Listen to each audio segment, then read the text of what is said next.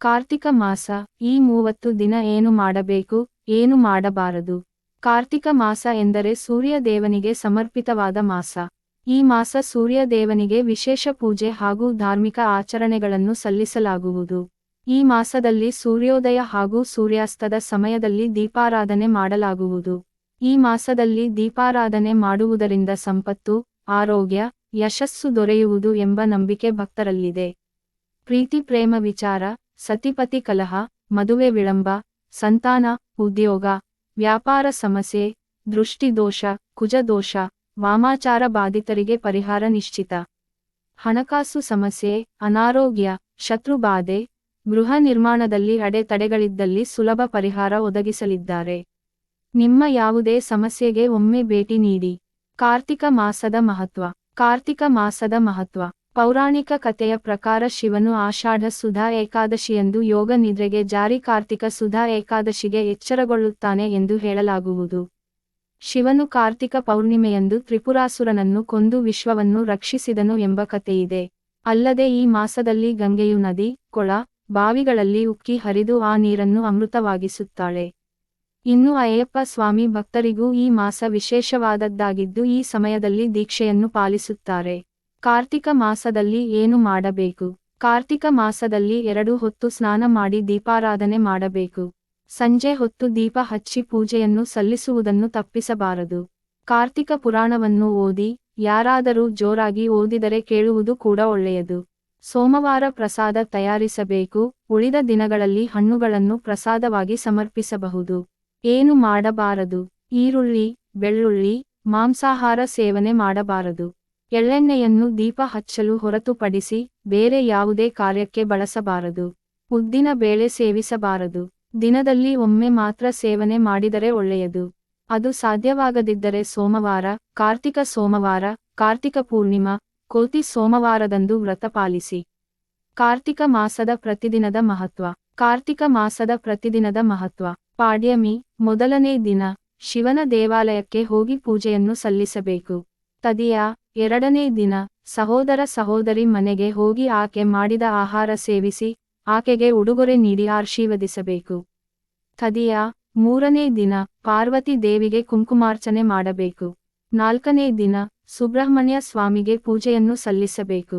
ಪಂಚಮಿ, 5ನೇ ದಿನ, ಈ ದಿನವನ್ನು ಜ್ಞಾನ ಪಂಚಮಿ ಎಂದು ಕೂಡ ಕರೆಯಲಾಗುವುದು. ಈ ದಿನ ಬ್ರಹ್ಮಣ್ಯ ಸ್ವಾಮಿಗೆ ಪೂಜೆಯನ್ನು ಸಲ್ಲಿಸಬೇಕು. ಷಷ್ಠಿ, 6ನೇ ದಿನ, ನಿಮಗೆ ಇಷ್ಟವಾದ ಆಹಾರವನ್ನು ಈ ದಿನ ಸೇವಿಸಬಾರದು. ಸಪ್ತಮಿ, 7ನೇ ದಿನ, ಸೂರ್ಯನಿಗೆ ಪೂಜೆ ಸಲ್ಲಿಸಿ ನುಚ್ಚು ಗೋಧಿಯನ್ನು ಕೆಂಪು ಬಟ್ಟೆಯಲ್ಲಿ ದಾನ ಮಾಡಬೇಕು. ಅಷ್ಟಮಿ, 8ನೇ ದಿನ, ಗೋಮಾತೆಗೆ ಪೂಜೆಯನ್ನು ಸಲ್ಲಿಸಬೇಕು. ನವಮಿ, 9ನೇ ದಿನ, ವಿಷ್ಣು ತ್ರಿರತ್ರ ವ್ರತ ಪ್ರಾರಂಭಿಸಲು ಒಳ್ಳೆಯ ದಿನ. ಇದನ್ನು 3 ದಿನ ಮಾಡಬೇಕು. ಸಂಜೆ ಹೊತ್ತು ದೀಪ ಹಚ್ಚಿ ವಿಷ್ಣುವನ್ನು ಪೂಜಿಸಬೇಕು.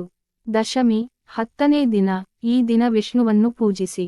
ಏಕಾದಶಿ, 11ನೇ ದಿನ, ಈ ದಿನ ಉಪವಾಸ ಮಾಡಿ ದ್ವಾದಶಿಯಂದು ಮುರಿಯಿರಿ. ದ್ವಾದಶಿ, 12ನೇ ದಿನ, ಈ ದಿನ ವಿಷ್ಣುವಿಗೆ ಪೂಜೆಯನ್ನು ಸಲ್ಲಿಸಬೇಕು. ತುಳಸಿ ಹಾಗೂ ನೆಲ್ಲಿಕಾಯಿ ಗಿಡಕ್ಕೆ ಪೂಜೆಯನ್ನು ಸಲ್ಲಿಸಿ. ತ್ರಯೋದಶಿ, 13ನೇ ದಿನ, ಈ ದಿನ ರಾತ್ರಿ ಊಟ ಬಿಡುವುದು ಒಳ್ಳೆಯದು. ಈ ಪವಿತ್ರ ದಿನ ಬ್ರಾಹ್ಮಣನಿಗೆ ಸಾಲಿಗ್ರಾಮ ಶಿಲೆ ನೀಡಿ. ಚತುರ್ದಶಿ, 14ನ ದಿನ, ಈ ದಿನ ದಾನ ಮಾಡಿ ಅಲ್ಲದೆ ನಿಮ್ಮ ನೆಚ್ಚಿನ ಆಹಾರ ಸೇವಿಸಬೇಡಿ. ಪೌರ್ಣಮಿ, 15ನೇ ದಿನ, ಈ ದಿನ ನದಿಯಲ್ಲಿ ಸ್ನಾನ ಮಾಡಿ, ವಿಷ್ಣುವಿಗೆ ಪೂಜೆ ಮಾಡಬೇಕು.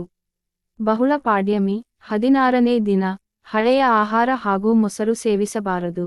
ವಿದಿಯ, 17ನೇ ದಿನ, ನೆಲ್ಲಿಕಾಯಿ ಗಿಡಕ್ಕೆ ಪೂಜೆಯನ್ನು ಸಲ್ಲಿಸಿ, ಮನೆಯವರ ಜೊತೆ ಆಹಾರ ಸೇವಿಸಬೇಕು. ತದಿಯ, 18ನೇ ದಿನ, ಈ ದಿನ ಬ್ರಾಹ್ಮಣರಿಗೆ ತುಳಸಿ ಮಾಲೆ ನೀಡಬೇಕು. ಚವಿತಿ, 19ನೇ ದಿನ, ಈ ದಿನ ವಿನಾಯಕನಿಗೆ ಗರಿಕೆ ಸಮರ್ಪಿಸಿ ಪೂಜೆ ಸಲ್ಲಿಸಬೇಕು. ಪಂಚಮಿ, 20ನೇ ದಿನ, ಈ ದಿನ ಪ್ರಾಣಿಗಳಿಗೆ ಆಹಾರ ದಾನ ಮಾಡಬೇಕು. ಷಷ್ಠಿ, 21ನೇ ದಿನ, ಈ ದಿನ ಗ್ರಾಮ ದೇವತೆಗೆ ಪೂಜೆ ಸಲ್ಲಿಸಬೇಕು. ಈ ದಿನ ನಿಮ್ಮ ಸ್ಥಿತಿಗೆ ತಕ್ಕಂತೆ ದಾನ ಮಾಡಿ. ಸಪ್ತಮಿ, 22ನೇ ದಿನ, ಈ ದಿನ ಶಿವನಿಗೆ ಎಕ್ಕೆ ಹೂವನ್ನು ಸಮರ್ಪಿಸಿ ಪೂಜೆ ಸಲ್ಲಿಸಬೇಕು. ಅಷ್ಟಮಿ, 23ನೇ ದಿನ, ಈ ದಿನ ಕಾಲ ಭೈರವನಿಗೆ ಪೂಜೆ ಸಲ್ಲಿಸಬೇಕು. ನವಮಿ, 24ನೇ ದಿನ, ಈ ದಿನ ನೀರು, ಕೆಂಪು ಸೀರೆ, ಬ್ಲೌಸ್ ಪೀಸ್, ಬಳೆ ಇವುಗಳನ್ನು ದಾನ ಮಾಡಿ. ದಶಮಿ, 25ನೇ ದಿನ, ಈ ದಿನ ಉಪವಾಸವಿರುವುದು ಒಳ್ಳೆಯದು ಹಾಗೂ ನಿರ್ಗತಿಕರಿಗೆ ಆಹಾರ ದಾನ ಮಾಡಬೇಕು. ಏಕಾದಶಿ 26ನೇ ದಿನ. ಈ ದಿನ ದೀಪಾರಾಧನೆ ಬಳಿಕ ಪೌರಾಣಿಕ ಕಥೆಗಳನ್ನು ಕೇಳುವುದು ತುಂಬಾ ಒಳ್ಳೆಯದು. ದ್ವಾದಶಿ 27ನೇ ದಿನ. ಅಜ್ಞಾತವಿರುವವರಿಗೆ ಆಹಾರ ದಾನ ಮಾಡಿ. ತ್ರಯೋದಶಿ 28ನೇ ದಿನ. ನವಗ್ರಹಗಳಿಗೆ ಪೂಜೆಯನ್ನು ಸಲ್ಲಿಸಬೇಕಯ. ಚತುರ್ದಶಿ 29ನೇ ದಿನ. ಈ ದಿನ ಉಪವಾಸವಿದ್ದು ಶಿವನನ್ನು ಪೂಜಿಸಬೇಕು.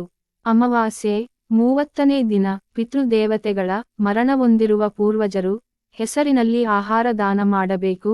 ದೇವಸ್ಥಾನಕ್ಕೆ ಹೋಗಿ ದೀಪ ಹಚ್ಚಿ ದೇವರಿಗೆ ತೆಂಗಿನಕಾಯಿ ಸಮರ್ಪಿಸಬೇಕು.